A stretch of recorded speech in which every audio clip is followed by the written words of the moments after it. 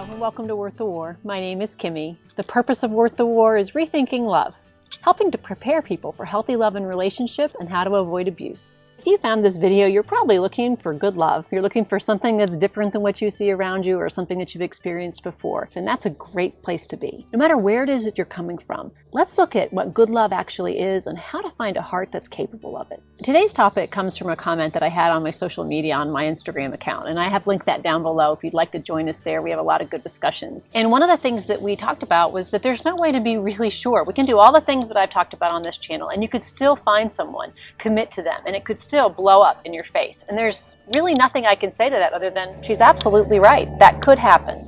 As long as people are able to change and things can change in life, there are always going to be risks in love. If we choose to commit to somebody, to build a life with someone, there is that risk. And we can't pretend or minimize or act like there's any way to lock it down and be sure. But there are a lot of things we can do to hedge our bets. And sometimes in life, when we're dealing with risk, whether it's with money or love or relationships, hedging our bets sometimes is the best thing that we can do. But we can do it wisely, we can do it intentionally, and we can do it in a way that helps us to avoid abuse every day of the week.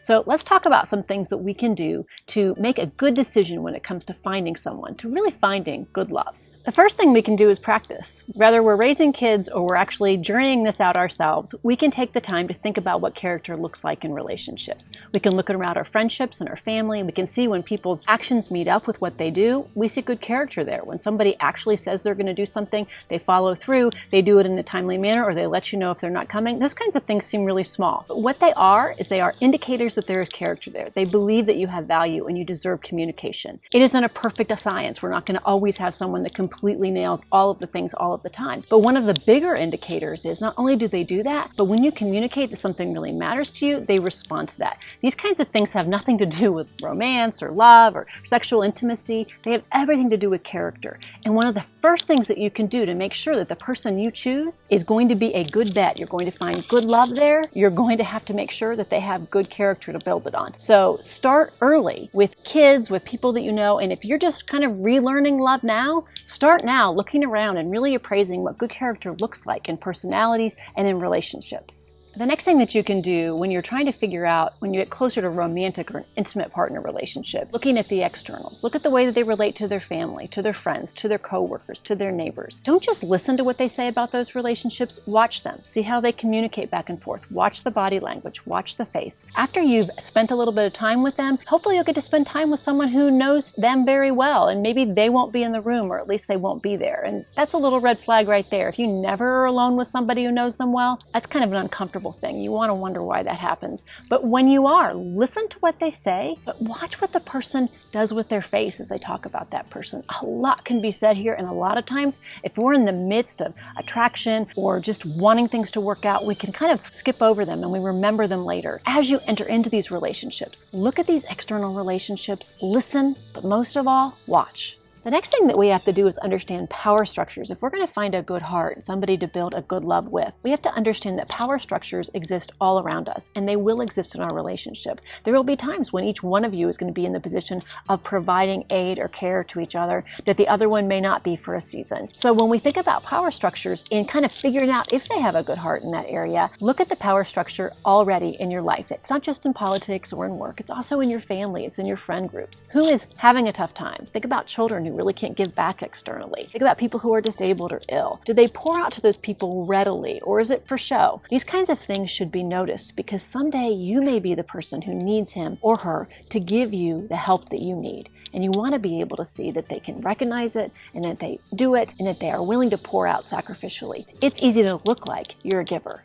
It's a whole nother ballgame to be one. Another way that you can be sure that you're finding a good heart and that is somebody you're capable of building a good love with is listen to what they say and watch to see what they do. If you remember nothing else about this video, if you can remember to absorb all the words that they say about the things they want to do, the things they believe in, the whys of their life, then shut down every other sense except your eyes and watch what they do and see. Take a tally in your mind. Do they do 50% of what they say? Do they do 75? Somebody with really good character should, most of the time, you should be able to look at their lives and see what they've told you carried out. And if you hear a whole lot, but you see very little, that is a huge indicator that this person isn't a heart that can build a good love. Because if you can't trust them, if you can't trust and rely on them to keep their word, what have you got? So we want to find good love. Well, we better start learning how to find a good heart first. Here in the Western culture, one of our biggest problems with the way we think about love and relationship is that we separate out the things that we do with the rest of our life. If we invest in something, we do our homework. We learn what we're getting into. But when it comes to love and relationship, we close our eyes and we jump. And that is probably one of the number one things that we need to rethink when it comes to love and relationship today. If we want to rethink things, this is where we need to start. So take the time to do your homework. Teach your children to do their homework. And if you do that, you're not going to have a perfect guarantee. You're just not. But it's the closest thing that you can come to insurance when it comes to love that you can get. I really hope something in this video has been helpful for you, or something that you found for somebody else that you can pass along to them. Here at Worth the War, I believe that rethinking love is our best shot and our best path to helping people to avoid abuse, preparing them well for love and relationship. If you agree, I hope you'll follow us.